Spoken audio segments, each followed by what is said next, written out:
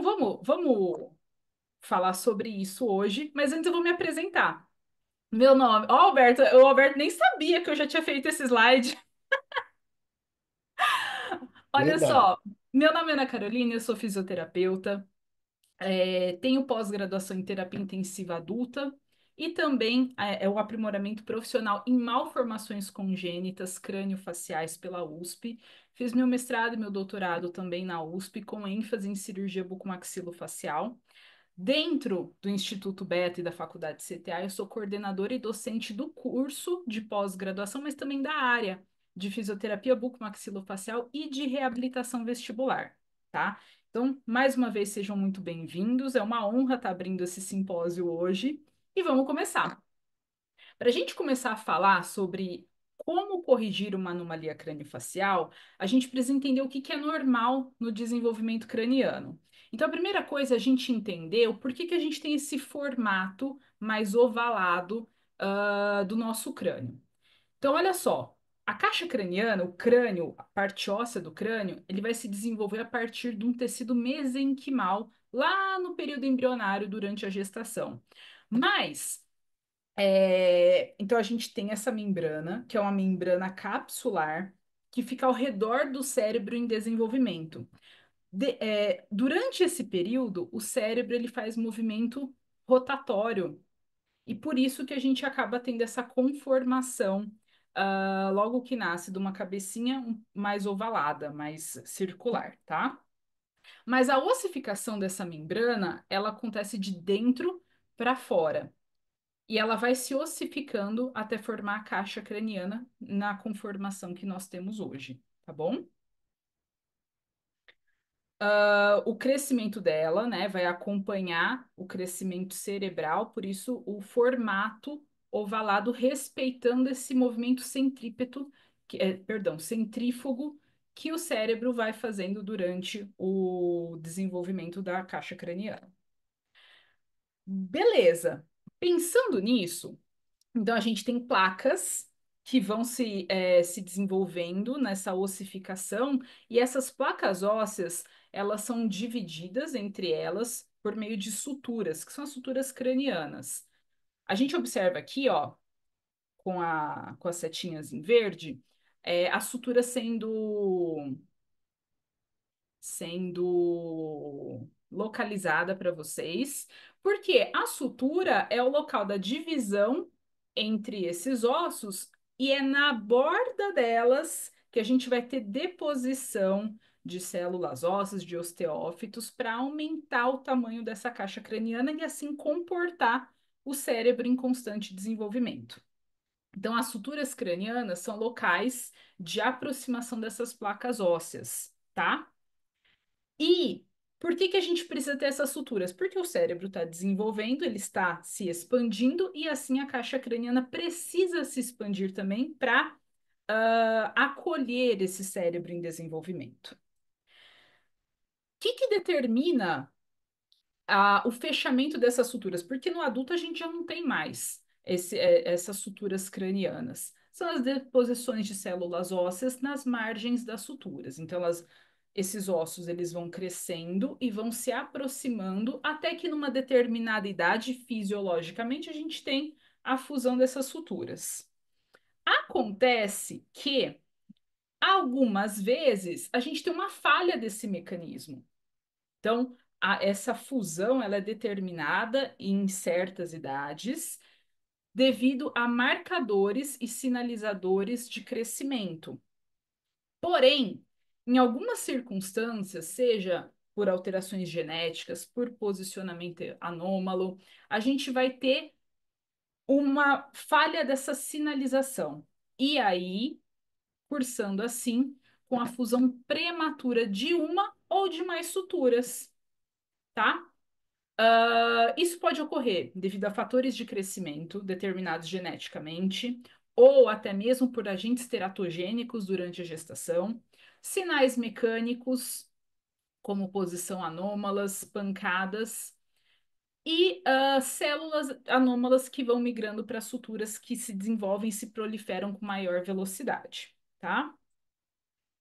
Levando assim uma dessas deformidades cranianas, que a gente chama de crâniosinostose ou crânioestenose.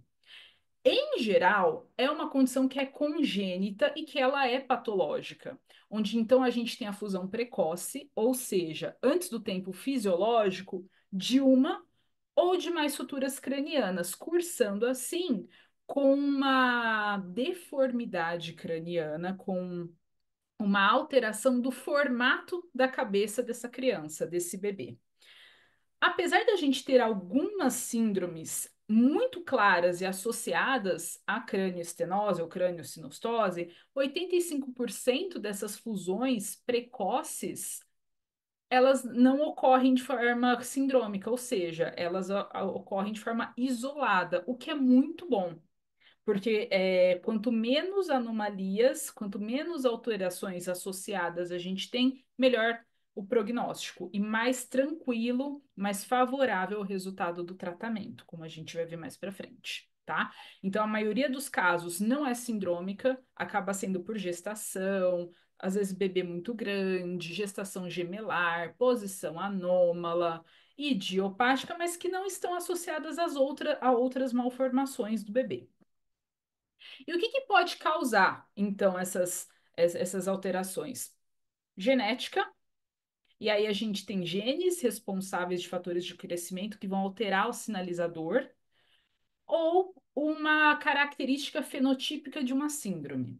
Mas existem alguns fatores teratogênicos que podem estar envolvidos também, como o fumo, o álcool, distúrbios de tireoide, medicamentos, principalmente aqueles utilizados durante o primeiro trimestre, tá?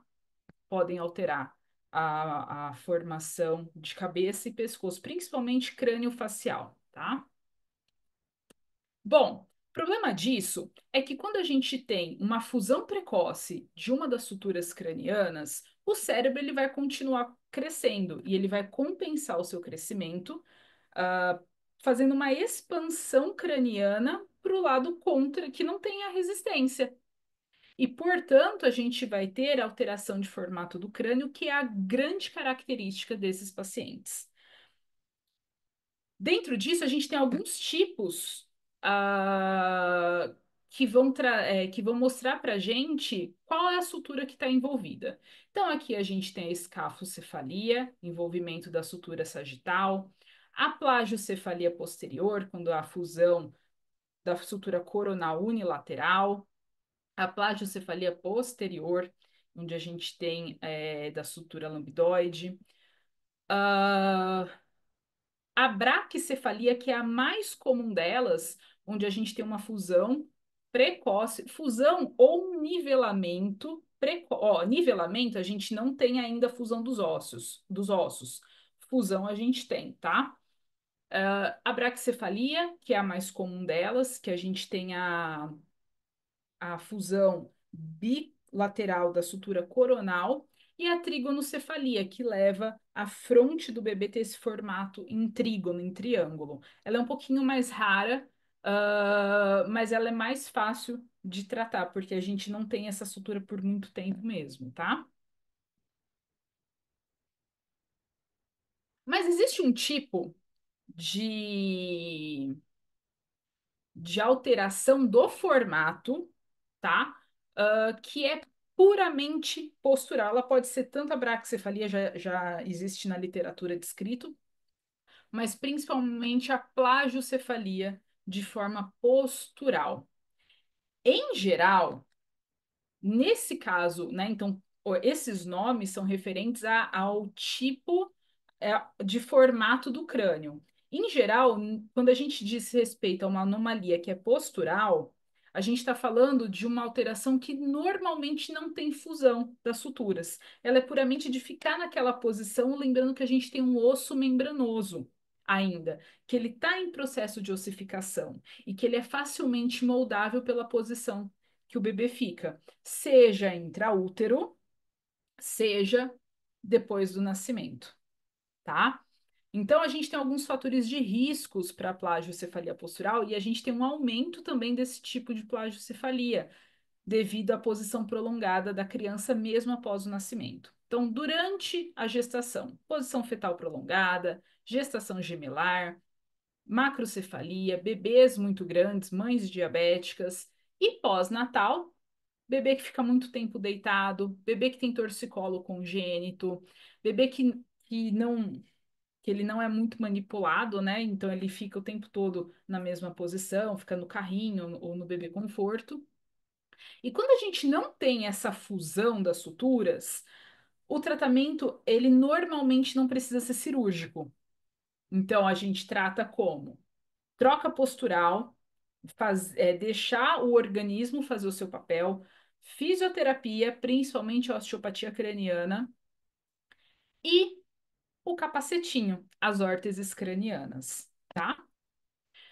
Por que que a gente não pode simplesmente descuidar dessas crianças, principalmente daquelas que têm a fusão das suturas? Porque uma vez que fusionou, o cérebro ele vai sofrer talvez uma deformação naquela região que ele está tentando se expandir, mas ele não consegue. Naquelas crianças que eu não tenho a fusão, isso é muito mais tranquilo, é mais fácil, né? Porque eu não tenho a fusão, eu tenho mais chance de manipular aquela caixa craniana. Mas nas que tem fusão, a gente pode ter complicações mais sérias, como hipertensão intracraniana, exoftalmia levando a lesão ocular, alterações oftalmológicas e audiológicas, disfunções neurológicas por deformação do tecido cerebral. Alterações respiratórias, seja por comprometimento de estruturas centrais, ou no caso da braquicefalia, em que a gente tem um crânio achatado antero-posterior, diminuição de espaço de via aérea superior, dificuldade de alimentação e, em algumas vezes, em casos mais graves, atraso no desenvolvimento neuropsicomotor. Então, essa dificuldade no desenvolvimento craniano vai influenciar no desenvolvimento neuropsicomotor, porque a gente vai ter uma região em que o crescimento do cérebro está restrito e que pode sofrer algumas deformações.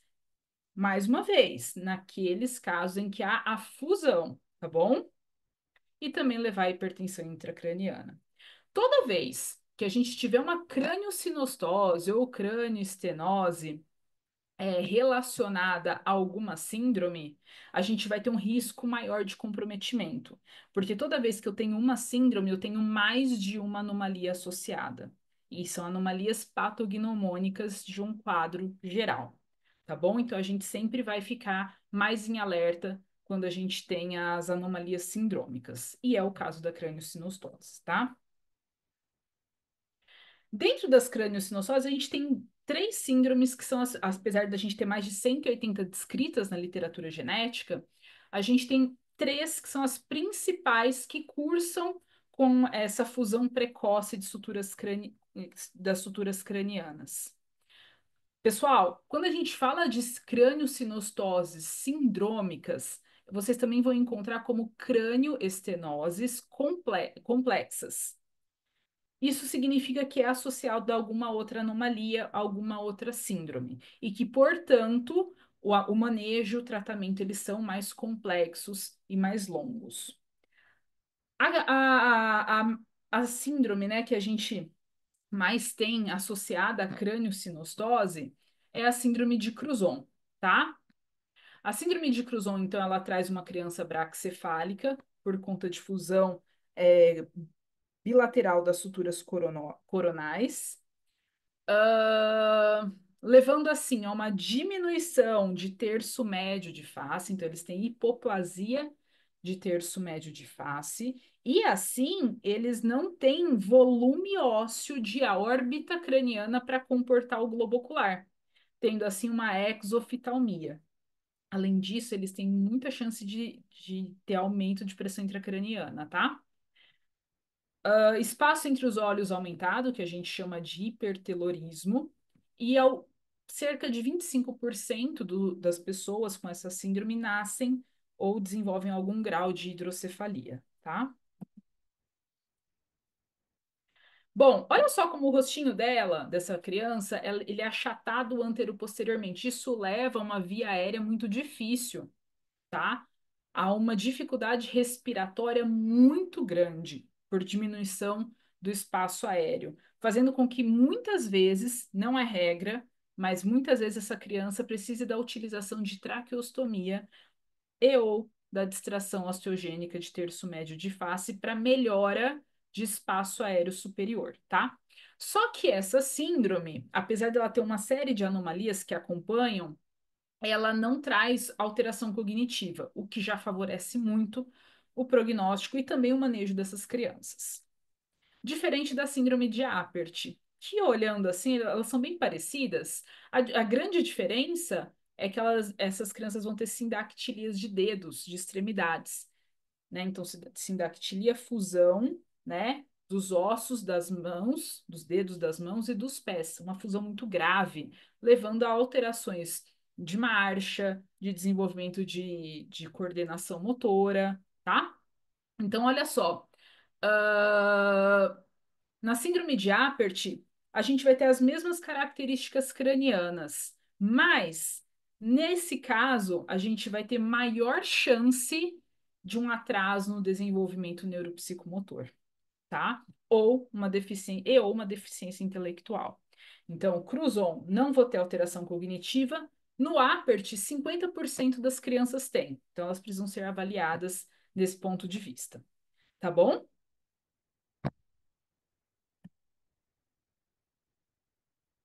E aí a gente tem a terceira síndrome, que está muito, que é uma das mais faladas quando a gente fala de crânio-sinostose complexa.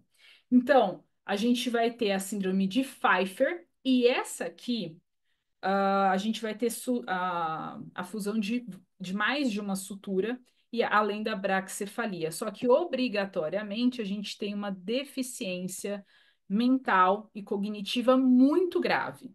Olha só, a gente tem três tipos, né, de formato de crânio dessas crianças, levando a alterações bem graves, tá bom? E como que a gente vai tratar isso? Vai depender. Vai depender se a gente tem um fusão ou não, ou se tem só o nivelamento.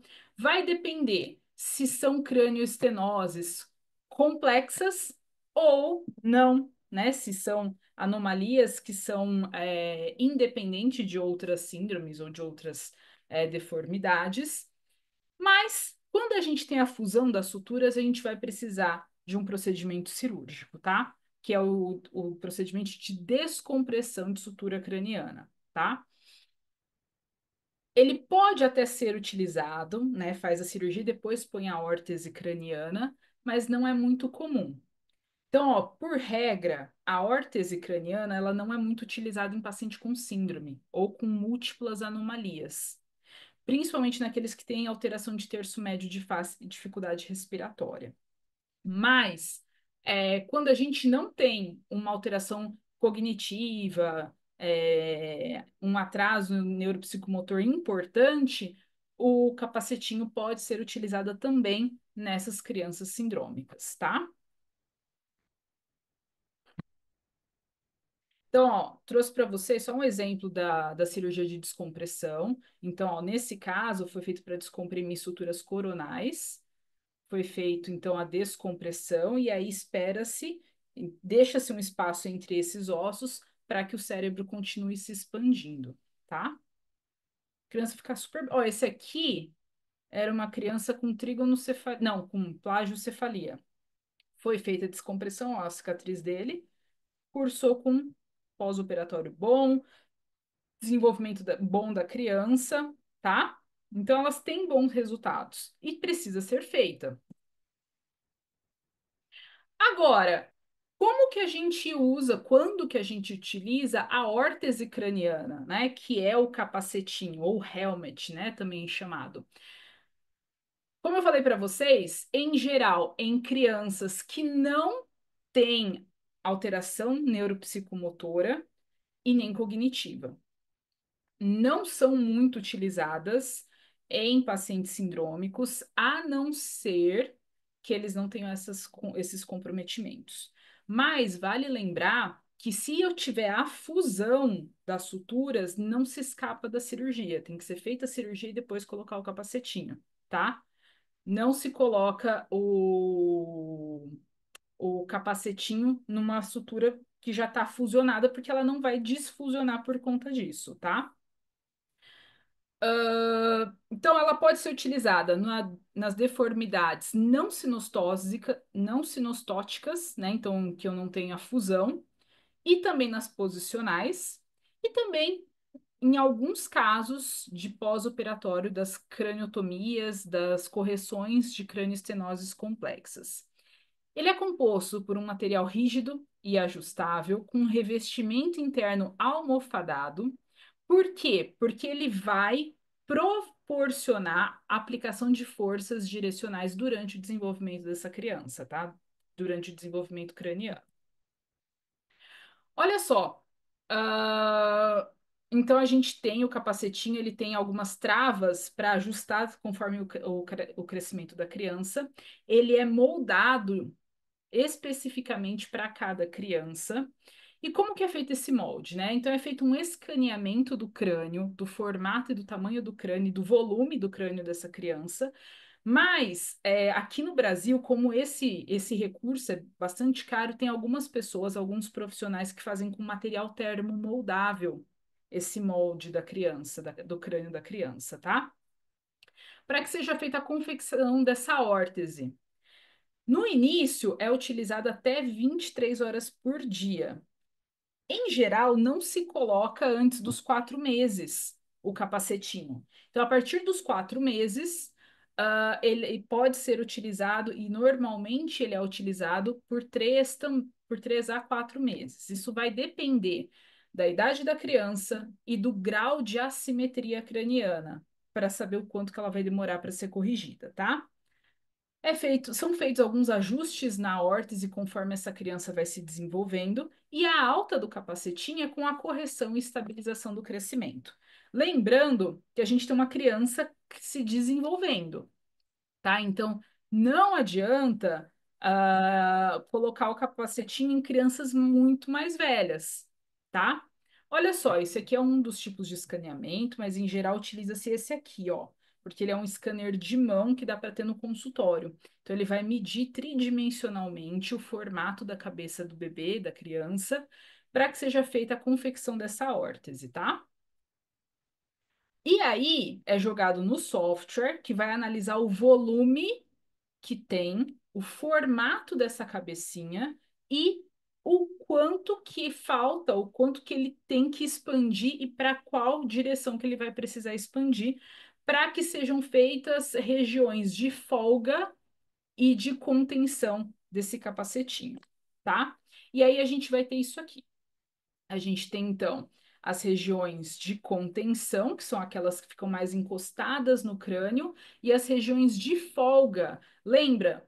Tudo, principalmente, né, inchaço e também o tecido craniano, ele vai se desenvolver onde ele não encontra resistência. Então, ele vai para a região que a gente tem essa região de folga, essa região que é permitido o crescimento, tá? Nessa direção, proporcionando assim uma cabeça um formato mais simétrico, tá? E a gente tem evidência científica do uso do capacetinho dessa forma, tá? Então, esse artigo aqui, eu não lembro de quando que ele é, mas ele, apesar dele constar que a gente tem um pouquinho de falta de evidência por falta de uso do capacetinho, ele promete ser um recurso bem interessante na correção dessas anomalias cranianas. Esse estudo, que já é um estudo de 2019, mais recente, ele já trouxe um protocolo sobre a eficácia do uso dos helmets, né, das órteses cranianas, e como fazer o uso, né? Desde o primeiro dia que é colocada essa órtese até o dia da alta, tá? Confirmando assim, com esse protocolo, que utilizando-se indicações corretas e protocolos adequados para cada caso, existe um bom resultado do uso desse recurso. Mais uma vez, esse recurso, ele não substitui a cirurgia quando indicada e nem a fisioterapia, tá bom? Ele é um recurso acessório do tratamento. Outro artigo também que diz respeito à, à eficácia, e aí ele questiona: será que é melhor a fisioterapia ou será que é melhor a utilização do capacetinho? Nenhum nem outro. O melhor é a combinação dos dois, porque um não faz a mesma função que o outro. E isso é muito importante, porque muitas vezes a gente vê uma briga, né? Ah, não pode pôr capacetinho na criança. A questão é, a gente tem indicações muito específicas para isso. E recurso nenhum substitui a fisioterapia especializada, tá certo? Pessoal, espero ter contribuído com o evento, com o conhecimento de vocês. Mais uma vez, eu agradeço a oportunidade, agradeço o convite e eu me coloco à disposição.